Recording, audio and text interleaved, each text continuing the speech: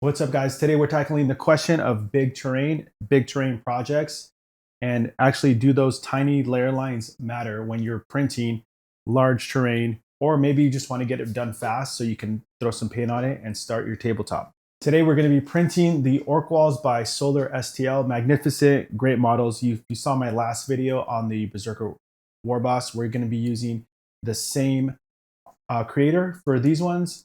Please make sure you check them out. I'll put the link in the description and in the pinned comment.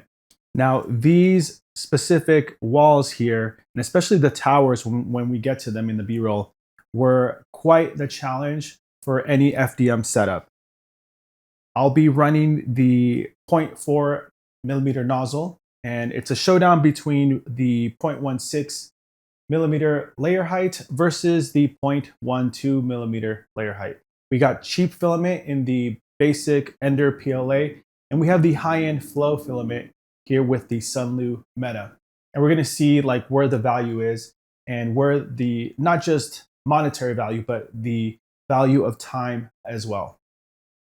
Quick post-edit addition here, guys. I always forget, but if you're liking these videos and you've checked out my other videos, make sure to hit that like, guys, subscribe. I plan on releasing at minimum one video per week. And if you like this type of content, if you like what we're doing here, hitting that like, subscribing does a ton to help out the channel and really helps just motivate me and encourage me to keep going and providing you guys with this content. Thank you guys so much. Let's get back to the video. So I started with the generic Creality Ender PLA, and I actually ran that in blue. I had a little bit of a blue roll left over. I had about a few hundred grams left of that, and I was like, well, it was enough to use it up. And maybe you're like me, you have a bunch of rolls that have just enough to worry you if they're going to run out mid-print.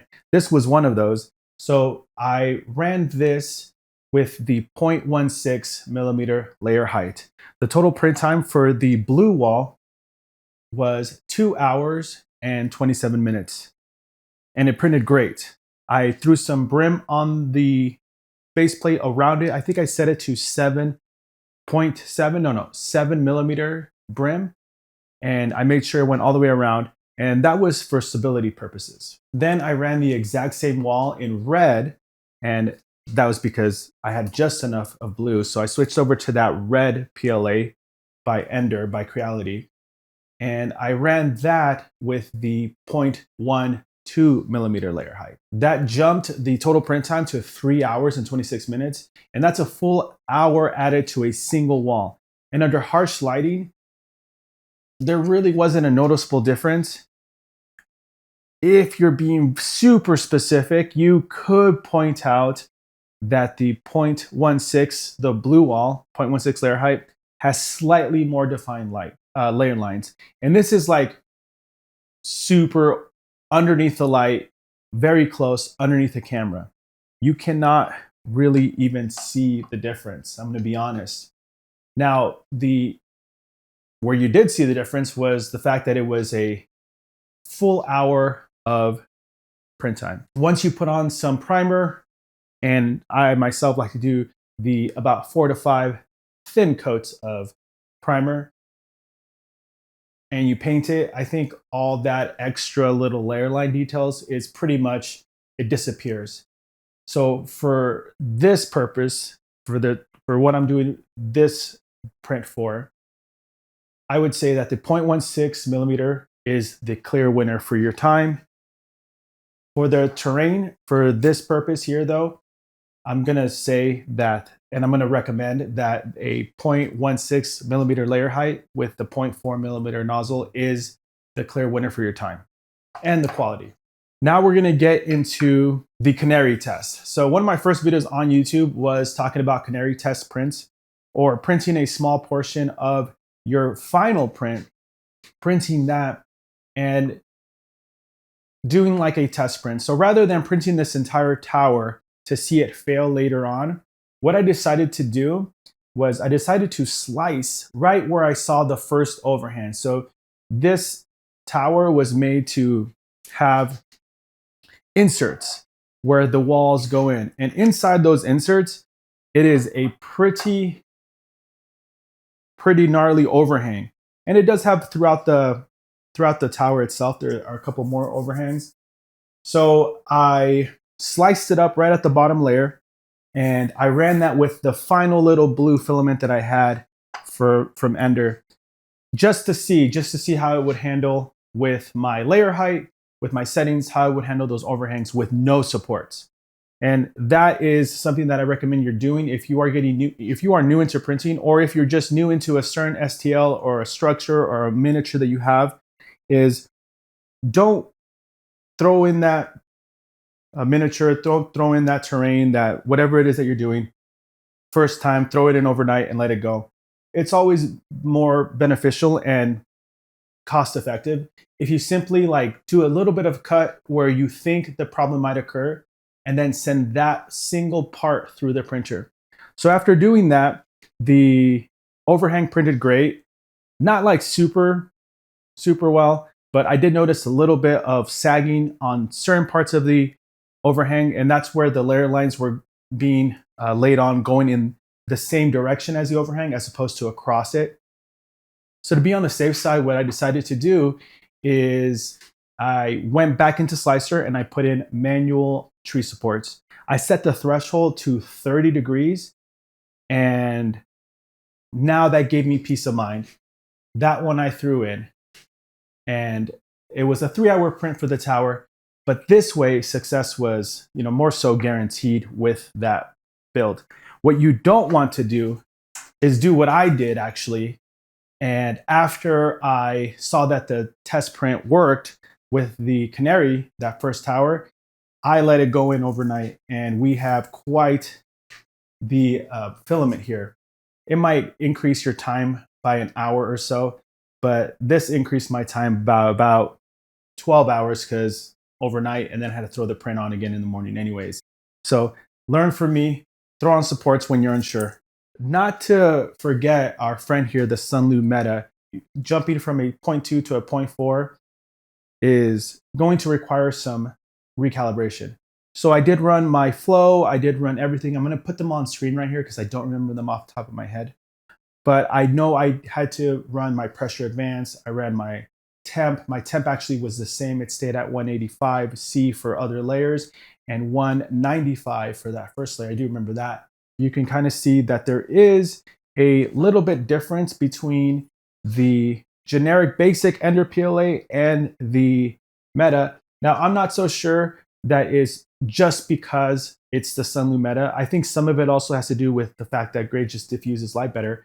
And so the layer lines are less visible. When it would come to like actually throwing down some primer and doing those things, I think that difference is going to go away more. But just the slight decrease in those layer lines at that 0.16 layer height with the Sunlu Meta. And again, that's just because of that melting point. And so those layer lines do fuse a little bit. They're still noticeable, especially when you get really close. However, it is not as noticeable. And it will be even less noticeable, the difference, once you finally throw some primer on there. So big picture, if I wanted to print all this, if I wanted, not the Berserker Boss, okay, if I wanted to print basically these 3 walls, the wall connector right here, and the tower, and we're printing that at a 0.16 millimeter layer height on the 0.4 millimeter nozzle, you're looking at an 11-hour print. And that's with the settings that we've talked about, with the support on the tower here. The tower printed really well. I can't stress enough how well that tower printed. It's a tough print there. So that's about 11 hours. If we switch it, if we were to drop it down to a 0.12 millimeter layer height, now we'd be looking at a 16-hour print there. Again, is that difference in time, right? It's a 5-hour swing in time, total print time. Is that worth it? It pretty much looks the same in my eyes. And from right here where I'm standing, probably from where the camera's at, it can't really tell the difference there. Now, if you really wanted a centerpiece display and you really wanted to push your little terrain here to the limit, then what I would do is I wouldn't go to a 0.12. If time was not a problem for me, I'm gonna just throw it in the printer. I would probably go to a 0.10 layer height. I might do this myself. If I was printing like a dreadnought or something like that, I'd probably go into that level of detail. But doing that, doing a 0.10 layer height with the 0.4 millimeter nozzle, it's going to jump that print time to 18 hours and 59 minutes. So just under, barely under 19 hours. So that's a 20-hour commitment for this setup right here. Now, for terrain, maybe you don't do that. If you have a tank or some kind of structure that is going to, that you don't mind, because really, are you going to be throwing down like 20 tanks to paint or 20 tanks to play with, right, on tabletop? Not really. So if it was something like that, I would probably stick to the 0.10 layer height for like a tank or some kind of dreadnought or something like that. But for my terrain, the 20 hours is probably not it. I'm going to glob it up with paint. I'm going to use probably a sponge type technique to paint this one up here. So most cases, I'm sticking with the 0.16. And when it comes to the filament, I think Sunlu Meta is pretty relatively cheap also, especially if you get this in bulk. I think they come out to the same price. But you can see also that it doesn't really matter which type of filament that you're using. What matters more so, and I've stressed this enough in most of my other videos, is the filament settings, your temperature, your pressure advance, all those other things, your flow ratios. Those are what's going to get you the prints that you're looking for. That's what's going to help you with your overhangs and things like that. More so than the filament. You find one that you like and you stick to it. And I think that's going to provide you with the best results.